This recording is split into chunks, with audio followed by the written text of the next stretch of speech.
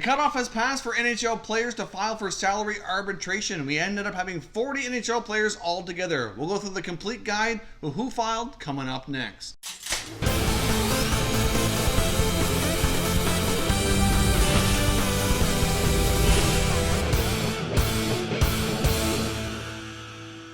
So welcome back here to Top Shelf Hockey. So as I mentioned, salary arbitration is a process that allows teams and players to come to terms on contracts, and oftentimes every year we do see players and or teams file for salary arbitration here when they're having a hard time coming to an agreement. Now the ones in today's video are 40 players who the player filed for salary arbitration. There's a new deadline coming up here shortly where the team as well can file for salary arbitration as well. Now for those of you not familiar with the process, you don't really have to worry if one of your favorite players are on here or players from your favorite team. You don't have to be too concerned over this process. This process was designed in order to help these two parties come together on a contract. Quite often they are one-year deals if they do end up coming out of the arbitration process, but they're still allowed to negotiate while they're waiting for their hearing here, which will be coming up later this month. So quite often there's not a lot of these that end up going as far as the actual arbitration hearing, and most of these you'll end up seeing come to terms on a contract well before that. So nothing to be concerned about at all. It just really assures that the player will be under contract in one shape or form or another before the season starts, and they won't be holding out for, into the season. So let's jump in here and take a look at the 40 players that filed for arbitration. Now, as you can see here, we got the Anaheim Ducks, who had Chase DeLeo, who really I don't believe has had a whole lot of any NHL experience. He's mostly a minor league player, but obviously he probably filed for arbitration here, mostly to get probably the best salary he can for playing in the American Hockey League. You get the Boston Bruins and Danton Heinen. Obviously, Heinen certainly had a pretty solid playoff here with the Bruins. Certainly proved his worth, and he's certainly going to be getting himself a new contract here. The Buffalo Sabres have a group of 4 players, including Remy Ellie, Jake McCaig, Evan Rodriguez, as well as goaltender Linus Ullmark. So we'll see here with the Buffalo Sabres if they can come to terms with these guys beforehand, but obviously that's a lot of arbitration cases. And next up, the Calgary Flames, they also have quite a few as well. They've got forward Sam Bennett, Ryan Lomberg, goaltender David Rittich, and Renat Valiev. Now, obviously, like I said, some of these names you may not be overly familiar with depending on what teams you follow and which ones you don't. Some of these guys are mostly minor league players, so overall, though, they still have the same rights. The Carolina Hurricanes have a couple of players as well, including Anton Forsberg, who was recently acquired. Of course, he's a goaltender. And then you get Brock McGinn here as well. So, obviously, they'll come to terms with those two guys. The Avalanche have JT Compher, Sheldon Dries, as well as Ryan Graves. The Dallas Stars only have one player who filed for arbitration, and that's forward Jason Dickinson. The Florida Panthers have Mackenzie Weegar. The LA Kings have Alex Iafallo. The Montreal Canadiens have a trio of players, including Joel Armia, Charles Hudon, and Arturi Lehkonen. I was a little bit surprised, to be honest, that Hudon actually received his qualifying offer here. Wouldn't be surprised if he's a player that's traded, given all the prospects that they've acquired, as well as the other forwards that they've brought in through free agency here. The Nashville Predators have Rocco Grimaldi and Colton Sissons. Both of those players proved to be very valuable at times. Colton Sissons at times had to play up higher in the lineup. Certainly debatable where he's going to fit in the lineup this year, barring a move by the Predators. Of course, they now have Matt Duchene. They already have Ryan Johansson, Kyle Turris. So a lot of depth at the center position. Obviously, Turris is a name that we've heard in the rumor mill to possibly be moved. We'll see what happens here, but Sissons might be stuck on fourth line duty throughout the season.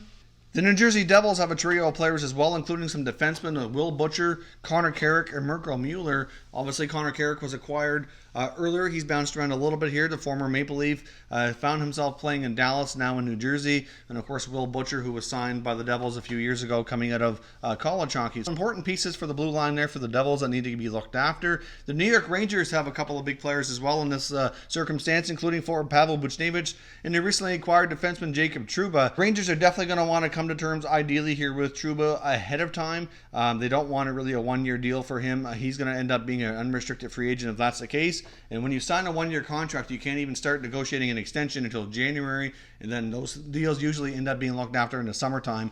So obviously after what they gave up to acquire Trouba, they're going to want to get him signed to a pretty decent long-term contract here sooner than later. So I would fully suspect that Trouba is going to drive a hard bargain based on his past. But the Rangers need to look after him and get something done before it ends up in arbitration, because that's going to be a costly case if he ends up on another one-year contract. The Philadelphia Flyers have forward Scott Lawton going through this process here as well. Obviously, Lawton's proven to be a pretty decent depth forward for the Flyers, so we'll see how that works out. The Penguins have Zach Aston Reese.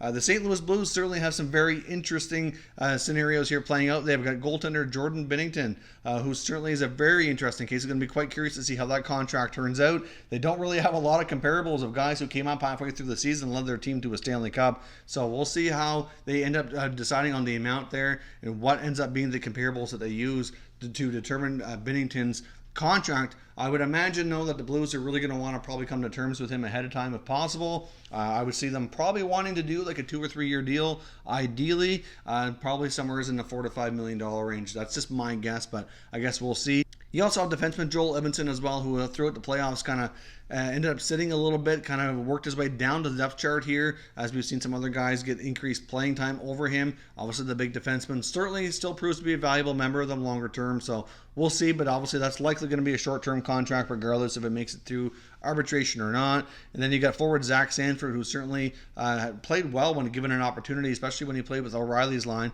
and then Oscar Sundqvist, who proved to be a very valuable member of that forward group as well. So we'll see how the Blues make out. Obviously, the Stanley Cup champions have a lot of cases here to look after, and there's certainly going to be some of the more intriguing cases to watch throughout this process. Now, the Tampa Bay Lightning did have Cedric Paquette file for this process as well, but he has signed. If you caught my other video updating all the recent NHL signings, he was included there. Signed a 2-year deal at $1.65 million. So a prime example of what I was talking about at the beginning. Nothing to really be concerned about. They can still continue to negotiate and oftentimes do come to an agreement before they have their arbitration hearing here. So that's another good example of how that's already taken place here. The Vegas Golden Knights have backup goalie Malcolm Subban filed for arbitration. So we'll see how that works out. I know I've speculated a little bit myself if they might look to maybe upgrade that position. But I guess we'll see here. Vegas has gone through a lot of goalies outside of Marc-Andre Fleury, and they've all done relatively well when given the opportunity here. So we'll see what they work out with Subban. The Washington Capitals have a couple of players on this list too. Defenseman Christian Djoos and forward Chandler Stevenson. And then the Winnipeg Jets also have a couple with Andrew Kopp and the newly acquired Neil Pionk, who they got from the Rangers in that Trouba deal. So obviously the Jets have a lot of contracts, a lot of things to figure out. They're certainly up hard against the cap and certainly going to be interesting to see how that team looks heading into next season. So that is the full list of players who have filed for salary arbitration. Like I said, there could be more as well added to the arbitration list that our team filed salary arbitration. So we'll update that once that deadline passes and once we know which teams have filed on which players. We'll discuss a little bit further. But like I said, this is just to let you know which players are going through the arbitration process. Nothing to be worried about. Negotiations will continue. And if nothing else, it gives you the security to know that one way or another, a deal will be reached and they'll be in the lineup for their teams next season, of course, barring a trade. So we'll see what happens here. Let me know your thoughts on what kind of contracts some of these players might get, and we'll continue the conversation down in the comment section. If you're new to the channel, consider subscribing and turning on your notification bell so you don't miss any future content. We cover all the latest breaking news on all 31 NHL teams. Thank you for watching. I will catch you next time.